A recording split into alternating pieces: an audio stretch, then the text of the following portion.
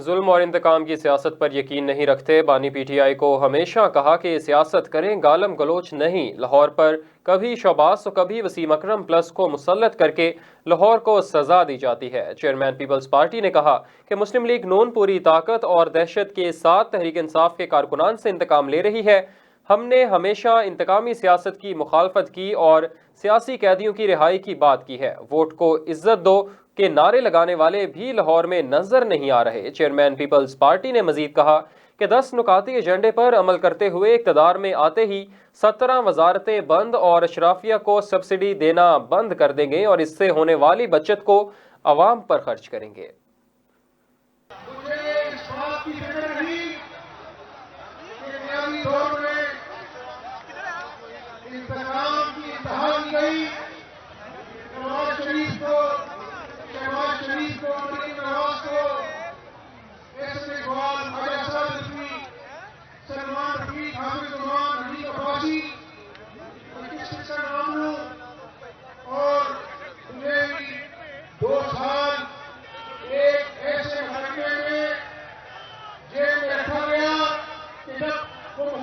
عدالت میں آیا تو میں اللہ تعالیٰ کا شکر ادا کرتا ہوں کہ عدالت کے ساتھ کے اللہ کے کرم سے حمزہ شہباز اور اس کے خاندان کے خلاف ایک پائی کی کوئی نظام نہیں کر سکا۔